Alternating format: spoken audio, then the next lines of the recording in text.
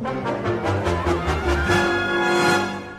Lord of the Rings is one of the biggest franchises ever created, with books, games, TV shows, films, and more.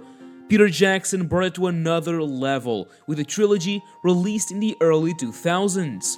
One that would come to make nearly $3 billion and receive awards, with the 3 films winning a total of 17 Oscars, 11 of which being awarded to The Return of the King, the 3rd film, becoming the movie with the most Oscars in history. Years later, the Hobbit trilogy would be shown to the world, also becoming a huge box office success, making just under $3 billion. We've seen Tolkien's characters in all kinds of entertainment mediums, but there's one that still hasn't been developed. Take Star Wars, for example.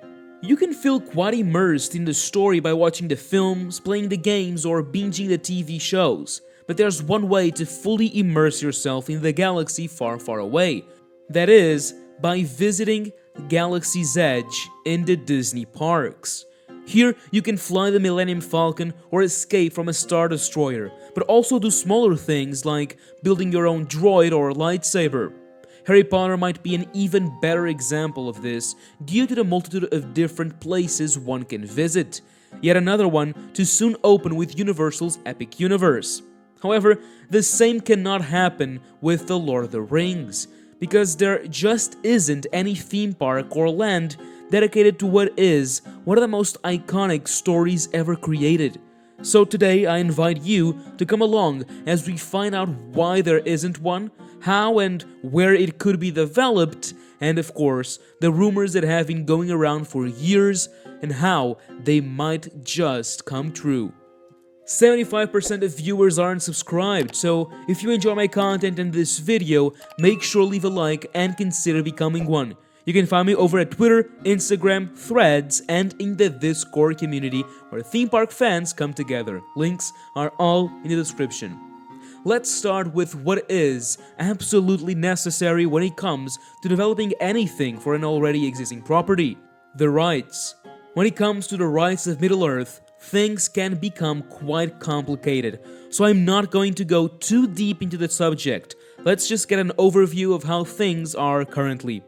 Embracer Group owns Middle-earth Enterprises, which owns the majority of everything to do with The Hobbit and the Lord of the Rings books. When it comes to the rest of the books, from the Silmarillion to the Fall of Numenor, those are owned by the Tolkien estate.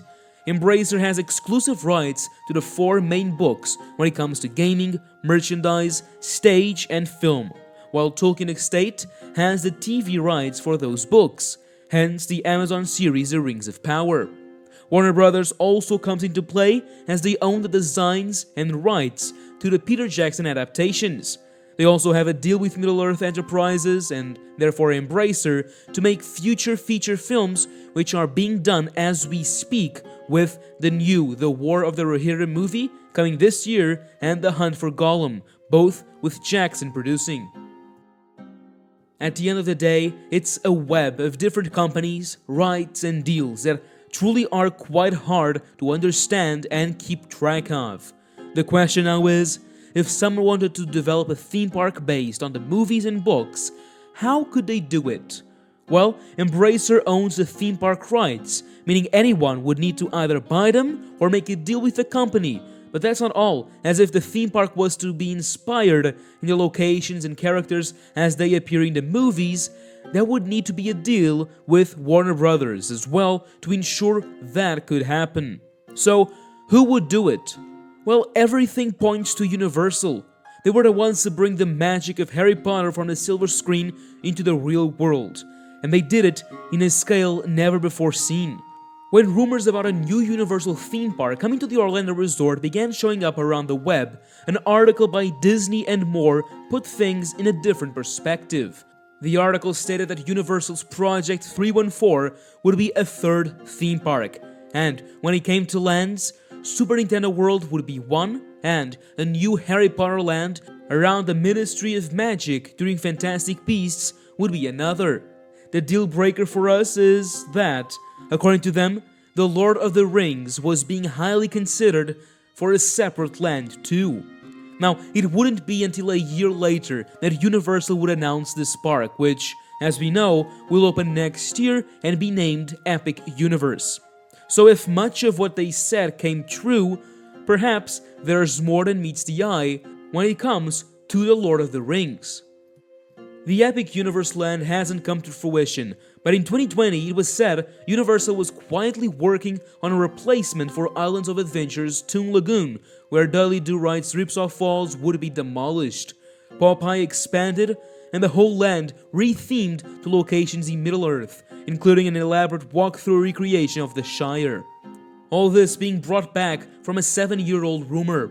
Once again, nothing happened, but then multiple online portfolios and resumes from a known theme park designer confirmed our hopes. They've since been deleted from the internet, and as a way to respect their work, I will not be sharing the concepts here, but I sure will be exploring them. The entrance plaza leads to a winding path where guests could choose their direction. We'll turn left. Here, the Shire comes into view, filled with hobbit holes and of course, Bag End and the top of the hill. In Hobbiton, there are no rides, but 14 acres of highly themed walkways, retail and a restaurant. The main draw would be the recreation of Bag End, Bilbo's own hobbit hole, where guests could go into and explore everything as seen in the movies. The land is divided in 2 separate areas. After exploring everything in Hobbiton, you could go further into it via a single bridge that would separate the 2 areas. As you pass over the massive river, Rivendell comes into view, a gorgeous recreation of the Elvish city with huge mountains and lush landscaping behind it, truly immersing visitors. In this side of the land, guests could discover several rides, 2 e-tickets and a smaller one.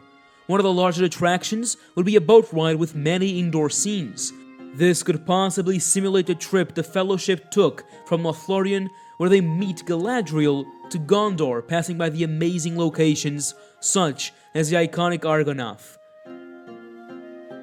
The other would be the biggest of the rides here, a flying vehicle ride named The Fall of Gandalf, where we could accompany Gandalf as he fights with the Balrog.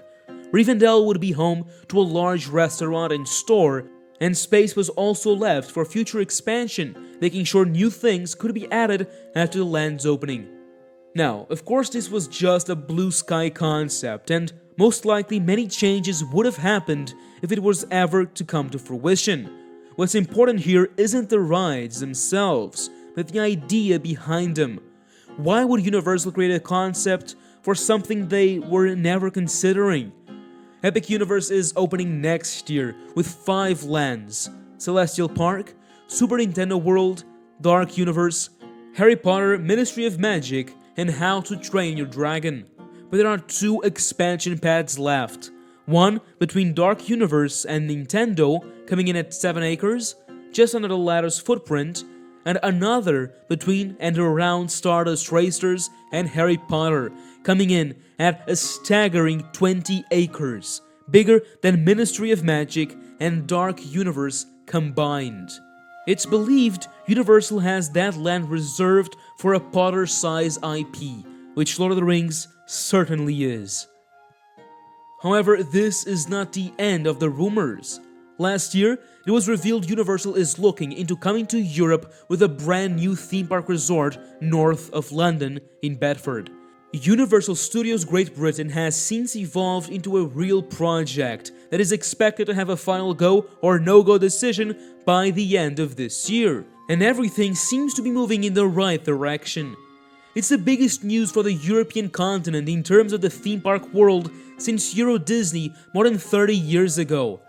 Well, it's believed Universal will not be able to use one of their biggest theme park properties in this new European park.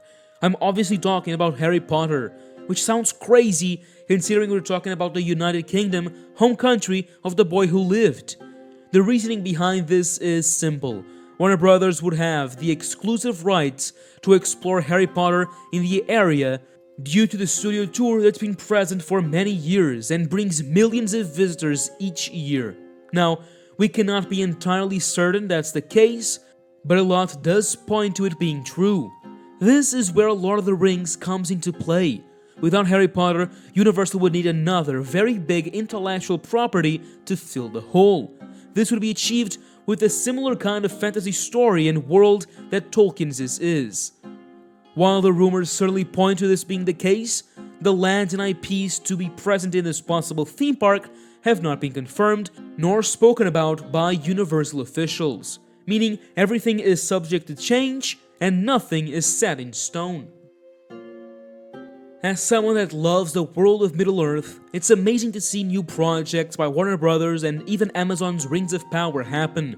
As a huge theme park fan, it really makes no sense how there hasn't been any kind of adaptation into the real world. The closest we can get to one would be the Hobbiton movie set tour, which, don't get me wrong, looks amazing, but it's not the same as feeling the thrill of falling into the void with Gandalf and the Balrog, or exploring Rivendell and the Shire. It truly would be a dream come true seeing Universal bring this to life with the same level of detail and care they put into the wizarding world. But now I ask you, what would you want to see in a future Lord of the Rings land? Thanks for sticking until the end. I just want to give a huge thanks to Alicia Stella and the Theme Park Stop team for all the amazing work they've done over the years. Make sure to check their article on Lord of the Rings down below. And now, as always, thank you for watching, and that's a wrap.